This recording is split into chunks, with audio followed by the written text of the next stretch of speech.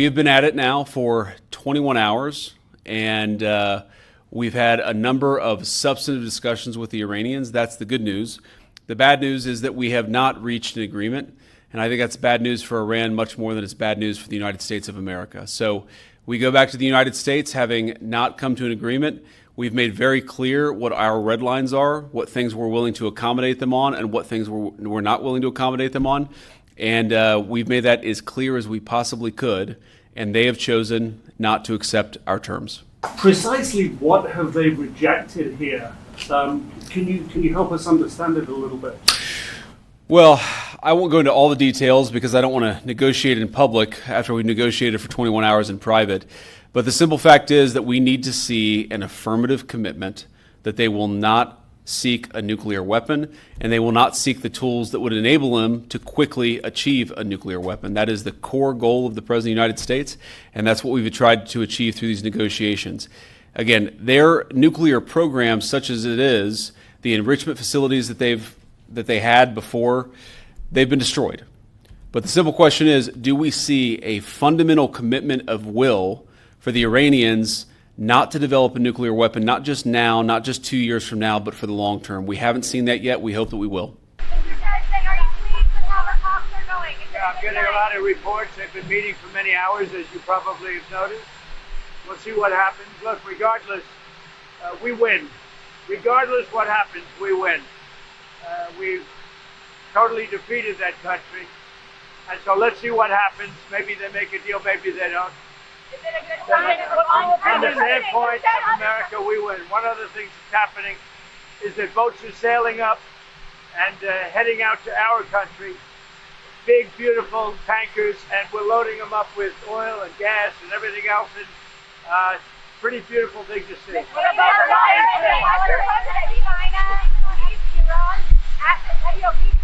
Iran's assets in other countries? We're going to see what happens. We're in very deep negotiations with Iran. We win regardless. We've defeated them militarily.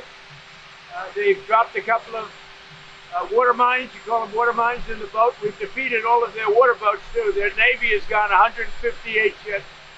They have 28 water droppers, mine droppers they call them. All of them are sunk. They probably have a couple of mines in the water. We have mine sweepers out there. We're sweeping the strait. In addition to that, we're negotiating. Whether we make a deal or not makes no difference to me. And the reason is because we've won. Whether you listen to the fake news or not, you know, it's amazing.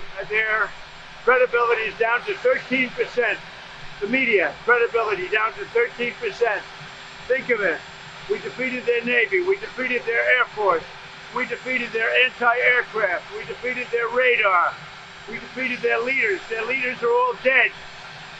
And now all we do is we'll open up the strait, even though we don't use it, because we have a lot of other countries in the world that do use it that are either afraid or weak or cheap. I don't know what it is, but we were not helped by NATO, that I can tell you.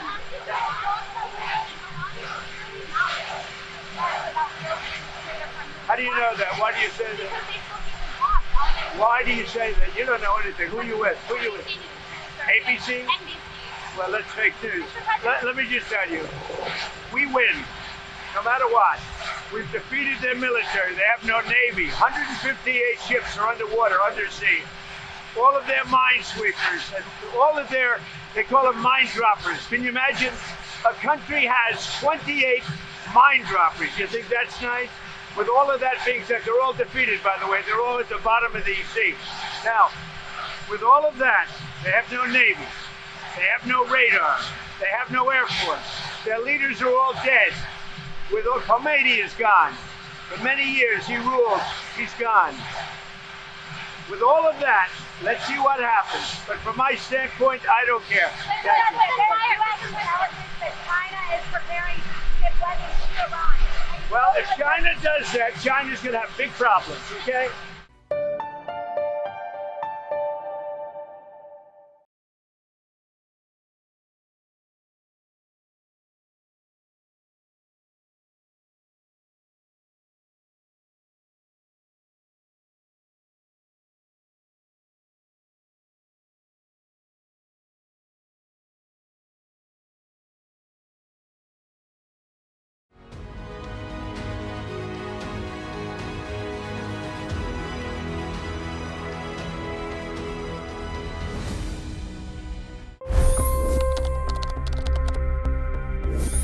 25 crore गरीब गरीबी को परास्त करके बाहर निकले।